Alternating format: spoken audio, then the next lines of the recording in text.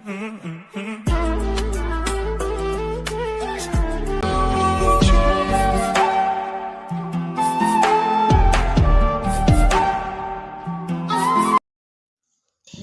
යාළුවනේ වෙල්කම් ටු මයි channel සචී වෙලෝරා.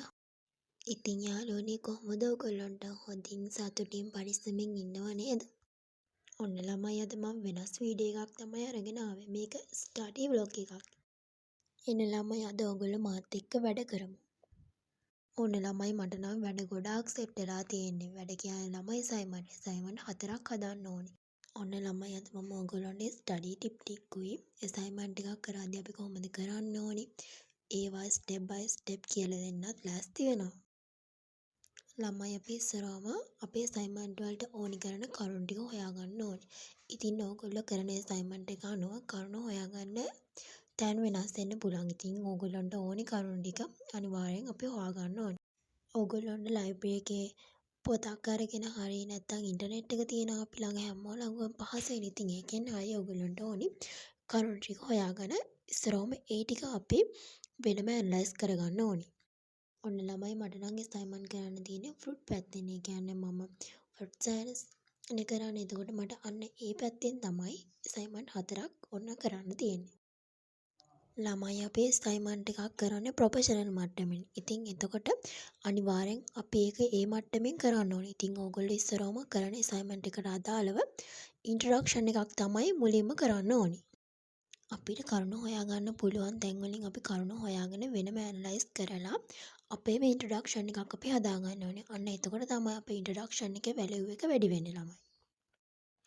අපි ළමයි දැන් අසයින්මන්ට් එකක් කරන්නේ ඉංග්‍රීසි වලින්. අපි සාමාන්‍යයෙන් හයර් ස්ටඩීස් ඉගෙන ගන්න ඉංග්‍රීසි වලින්. ඒතකොට අසයින්මන්ට් සෙට් වෙන්නේ ඉංග්‍රීසි වලින්.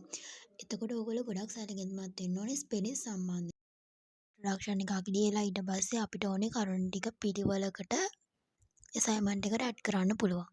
ළමයි අපි වැඩක් කරද්දී පිළිවෙලට ආසාවෙන් වැඩේ කරන්න ඕනේ. ඒක කොයි වැඩේ කරත් ඒ කියන්නේ ස්ටඩි එකක් වුණත් වෙන අපි අමතර වැඩක් වුණත් ඒක ආසාවෙන් කරන්න ඕන. එතකොට තමයි ඒක සාර්ථකත්වය වැඩි වෙන්නේ. හැමදාම එක වගේ වැඩ කරන්න බැරි වුණත් අපි වැඩ කරන දවසට ඒ වෙලාවට ඒක උපරිමයෙන්ම කරන්න ඕනේ ළමයි.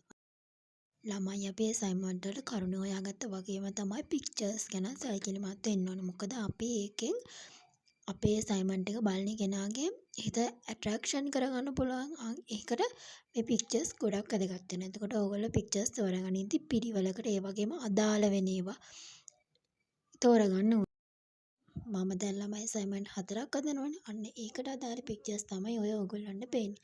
ඉතින් මම නම් මේවා ඩවුන්ලෝඩ් කරගත්තේ Google එකෙන්. ඉතින් ඕගොල්ලන්ටත් Google එකේ සර්ච් කරලා ඩවුන්ලෝඩ් කරන්න පුළුවන් පික්චර්ස් තියෙනවා. ඉතින් ඒ වගේන් තෝරලා ඕගොල්ලන්ට අදාළ වෙන පික්චර්ස් ඩවුන්ලෝඩ් කරගන්න පුළුවන්. ඒ වගේම ළමයි තමයි මේ වගේ ප්‍රමාණය ඉතාම වැදගත්. ඒ කියන්නේ ඕගොල්ලෝ පික්චර්ස් එකක් ගන්නකොට ඒක ගොඩාක් පොඩිවට ගන්නත් හොඳ නැහැ. ගොඩාක් ලොකුවට ගන්නත් හොඳ නැහැ. සාමාන්‍ය ප්‍රමාණයට ගන්න ඕනේ. දැන් A4 එකට නම් ළමයි මම උතර 9ක් අරන් තියෙනවා. එතකොට ඔන්න ඔය ප්‍රමාණයට තමයි එන්නේ. ඒ වගේ ඕගොල්ලෝගේ අසයින්මන්ට් එකට ගැලපෙන විදිහට පික්චර්ස් වල ප්‍රමාණය හදාගන්නත් ඕගොල්ලෝ සැලකිලිමත් වෙන්න ඕනේ.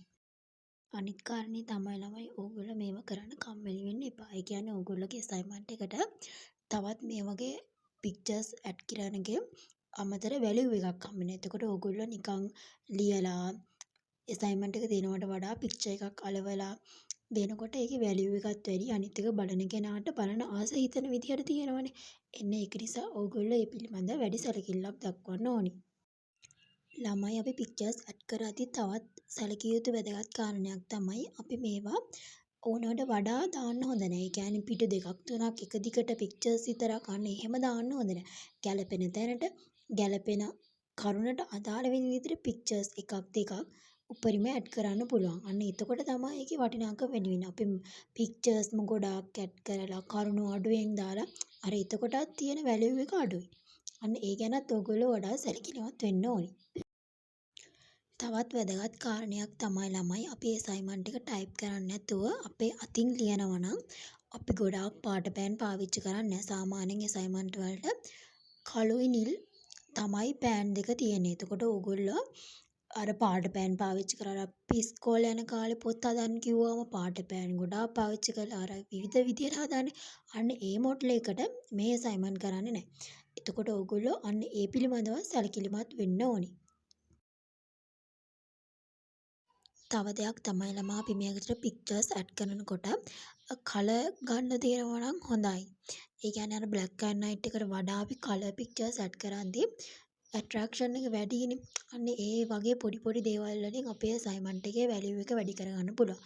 ඒක නිසා ඕගොල්ලෝ පික්චර්ස් ඩවුන්ලෝඩ් කරා වගේම ඕගොල්ලෝ ප්‍රමාණ වලට හදාගත්තා වගේම කලර් print out ගන්නත් අමතක කරන්න එපා.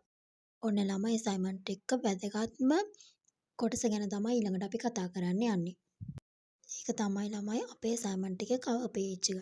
මෙන්න මේක ගොඩක්ම වැදගත්. අපේ අසයින්මන්ට් එක කවුරු හරි කෙනෙක් බලනවද නැද්ද කියන එක තීරණය වෙනවා මෙන්න මේ කවර් පේජ් එක මත. ඉතින් ළමයි මම නම් කවර් පේජ් එක හදාගන්නේ Canva app එකෙන්. ඔයගොල්ලෝ දන්නවා ඉතින් Canva app එක. අන්න ඒකෙන් ඔය මම පෙන්නන කවර් පේජ් හදාගත්තේ මමම තමයි ළමයි හදාගන්නේ. අපිට කැමති පික්චර්ස් ඇඩ් කරලා අපේ විදිහට අපිට කවර් පේජ් එකක් හදාගන්න පුළුවන් ළමයි මේ ඇප් එකේ.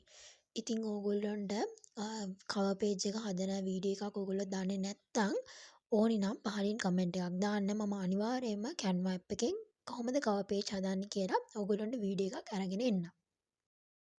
ඉතින් ළමයි ඔන්න ඔය විදිහට තමයි අසයින්මන්ට් හදන්නේ. අපිට ඕනි පික්චර්ස් ටික ඩවුන්ලෝඩ් කරගෙන කවර් පේජ් එක හදාගෙන ඒ වගේම කරුණු ටික ඇතුළත් කරලා අපේ අසයින්මන්ට් එක ලස්සන හදාගන්න පුළුවන්.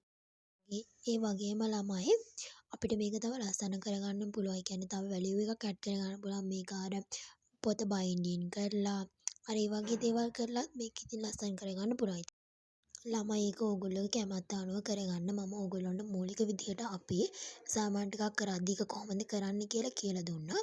ඉතින් ඕගොල්ලන්ට මේ වීඩියෝ එක වැදගත් වුණා නම් අනිවාර්යෙන් පහලින් කමෙන්ට් එකක් දාන්න. ඒ වගේම ඕගොල්ලන්ට තව මොන හරි වීඩියෝ රික්වෙස්ට් කරන්න තියෙනවා නම් අනිවාර්යෙන් කමෙන්ට් එකක් දාන්න.